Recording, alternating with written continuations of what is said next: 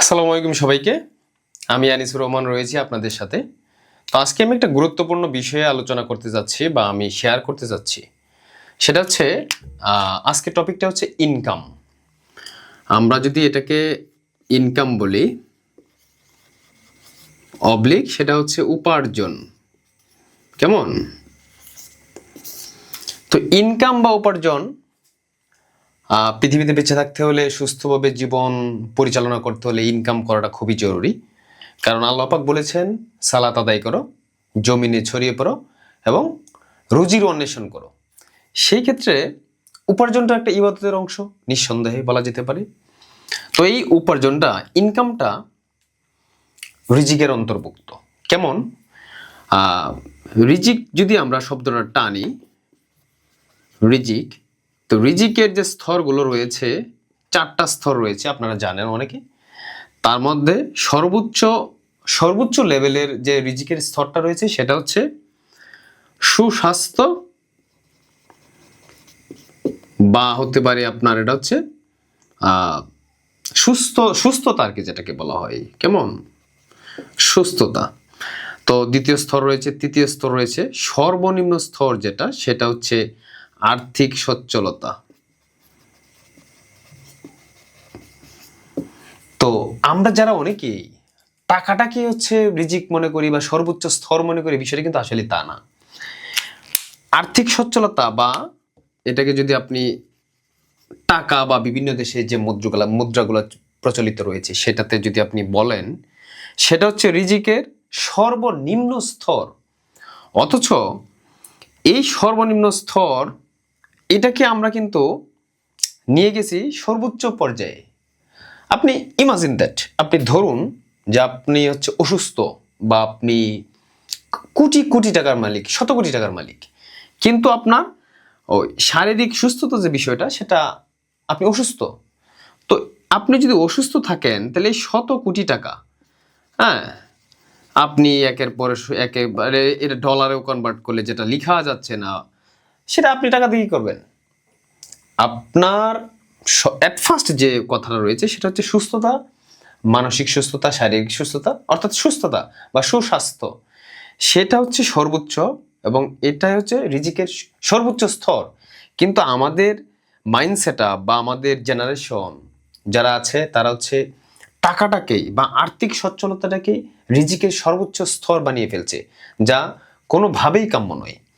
তো এই আর্থিক সচ্ছলতা আনতে গিয়ে সাধারণত দুটা পথ অবলম্বন করা যেতে পারে। কি কি পথ? ধরুন এখানে হচ্ছে আমরা যারা মুসলিম, এজ এ মুসলিম হিসেবে আমরা এটাকে 2 সেক্টরে ভাগ করতে পারি। কি কি ভাগ? এটা হতে পারে হালাল, যেটা হচ্ছে আমাদের ধর্মে সম্পূর্ণ বৈধতা রয়েছে, বৈধতা। কেমন? আর সেকেন্ডটা হচ্ছে হারাম বা অবৈধ উপার্জন। এখন এই হালাল উপার্জন আর হারাম উপার্জনের পার্থক্যটা আমরা অনেকেই বুঝি, অনেকেই জানি। আমাদের ইসলাম নির্দেশিত পথগুলোর মধ্যে যে ওয়েতে আপনি হচ্ছে ইনকাম করলে পরে আপনার ইসলামের দৃষ্টিকোণ থেকে বৈধতা রয়েছে, বা বিভিন্ন ধর্মের দৃষ্টিকোণ থেকে আপনি বলুন না কেন, যেটা ধর্মভিত্তিক বৈধতা রয়েছে যে ইনকামগুলোতে, সেটা হচ্ছে হালাল ইনকাম, অর্থাৎ বৈধ ইনকাম, যেটাকে আপনি এটা হোয়াইট মানিতে বলতে পারেন। কেমন? আর একটা সেক্টর রয়েছে, ওটাতে উপার্জন করা যায়, সেটা হচ্ছে হারাম, বা এটাকে যদি আমরা একটু ভেঙে বলি সেটা হচ্ছে অবৈধ উপার্জন। এটাকে বলা হয় সাধারণত বিভিন্ন ভাষায় বা বিভিন্নভাবে ব্ল্যাক মানি। কেমন? দেখবেন অনেক সময় পত্রিকাতে আসে যে কালো টাকা সাদা করার একটা প্রবণতা। কেমন? আপনারা হয়তো অনেকেই বুঝেন। তো এই হালাল এবং হারাম ইনকামটা যারা আমরা বুঝি, আর যারা আমরা দৈনন্দিন টাকার পিছনে ছুটে চলছি, অথচ আমাদের এমন কিছু করা উচিত ছিল যে টাকা আমাদের পিছনে ছুটবে। আমরা টাকার প্রতি মায়া মমতা না জন্মে আমরা আমাদের বৈধ কাজগুলো বা আমাদের ধর্মীয় যে অনুশাসনগুলো সেভাবে মেনে চলে আমরা হালাল উপার্জনের প্রতি ধাবিত না হয়ে অনেকে হচ্ছে কনভার্টেড হয়ে যায় হারামের প্রতি। যেটা হচ্ছে অবৈধ উপার্জন বা ব্ল্যাক মানি। তো এই অবৈধ উপার্জন এবং হালাল উপার্জনের যে বিষয়গুলো, এগুলো হচ্ছে খুব খেয়াল করে। তো এই যে রিজিকের সর্বনিম্ন স্তর বললাম এবং সেটা হালাল এবং হারামে চলে গেলাম আমরা, একটু বোঝানোর স্বার্থে হচ্ছে আমি সেটা আপনাদের হোয়াইট বোর্ডে করে দেখাচ্ছি। তো এই হালাল ইনকামটা, আপনি যে হালাল ইনকামটা করলেন সেটা আপনার পরিবার, সর্বপ্রথম মানুষ ইনকাম করলে তো সেটা পরিবারের জন্যই করে থাকে। পরিবার, বাবা মা, আত্মীয় স্বজন, সমাজ, এবং আপনি যাই ইনকাম করেন, হালাল করেন অথবা হারাম করেন, প্রত্যেকটা ইনকামে কিন্তু আপনার হকদার রয়েছে। আপনার প্রতিবেশী, আপনার ছেলে মেয়ে, আপনার ওয়াইফ, আপনার বাবা মা, আপনার আত্মীয় স্বজন, সবাই, অর্থাৎ যারা যারা হক পাবে আপনার ইনকামে, তার প্রত্যেকেরই হক রয়েছে। আর কোনো না কোনোভাবে সেটা আপনি দিতে বাধ্য। অথবা অনেক ক্ষেত্রে দেখা যায় যে না, এই ওটা হচ্ছে হক মেরে দেয়া। সেটা হচ্ছে যে বাবার পৈতৃক সূত্রের সম্পদ থেকে, সম্পত্তি থেকে, সেটা হচ্ছে যে বোনের হক মেরে দিচ্ছে। এটা ভিন্ন ভিন্ন সেক্টর। তো আপনি যে হালাল উপার্জনটা করছেন সেটা কিন্তু যাদের উপর আপনার দায়িত্বটা রয়েছে বা দায়িত্বশীল আপনি যাদের উপর, তারা কিন্তু এটা পাচ্ছে। আর আপনি যে হারাম উপার্জনটা করতেছেন সেটাও কিন্তু তারা ভোগ করতেছে। এখন আপনি প্রশ্ন করতে পারেন যে আমি যে উপার্জনটা করতেছি সেটা হালাল হোক বা হারাম হোক, আমি তো আমার পরিবারের জন্য করছি। এইখানেও কিন্তু আপনার ধর্মীয় দৃষ্টিকোণ থেকে খুব সুন্দর ব্যাখ্যা আমরা দেখতে পাই। সেটা হচ্ছে আপনি যে হারাম ইনকামটা করলেন সেটা যদি আমরা দুভাগ করি, আপনার নিজের জন্য সেটা হারামি থেকে গেল, এবং আপনি যাদের পিছনে খরচ করলেন সেটা আপনার পরিবার, সমাজ, রাষ্ট্র বা ইত্যাদি ইত্যাদি যাদের পিছনে খরচ করেন সেটা কিন্তু আবার কনভার্টেড হয়ে হালাল হয়ে যাচ্ছে তাদের জন্য, আপনার জন্য না কিন্তু। কেমন? সেটা তাদের জন্য হালাল হয়ে যাচ্ছে। তাহলে এই যে আপনি পরিশ্রম করলেন, হালাল উপায়ে না গিয়ে হারাম উপায়ে গেলেন, এই উপার্জনটুকুর শুধু আপনার জন্যই হারাম রয়ে গেছে। যাদের পিছনে খরচ করতেছেন তাদের জন্য কিন্তু সেটা মোটেও হারাম না, বরং হালালের পর্যায়ে থেকে যাচ্ছে। তাহলে আপনি কি বেঁচে গেলেন? আদৌ না। তাহলে এই যে আপনি হারাম উপার্জনটুকু করছেন, আপনি হারাম উপার্জন করছেন, এই যে হারাম উপার্জন আপনি করছেন, যাদের জন্য খরচ করলেন সেটা কনভার্টেড হয়ে গেল, হালাল হয়ে গেল। এই হারাম উপার্জনের আপনার প্রতিটা কদম, প্রতিটা টাকা, প্রতিটা পয়সা, প্রতিটা সময়, যে অঙ্গ প্রত্যঙ্গগুলো ইউজ করে আপনি হারাম উপার্জনটুকু করলেন, এই টোটাল যে আপনার গতানুগতিক ধারাটা আছে, এটার সম্পূর্ণ দায়ভার একমাত্র আপনি। এবং যারা পরকালে বিশ্বাস করি আমরা যে এই পৃথিবী থেকে আমাদের চলে যেতে হবে, মৃত্যু স্বাভাবিক, যেহেতু জীবন নিয়ে জন্মেছি, আমরা মারা যাবো এটা সুনিশ্চিত।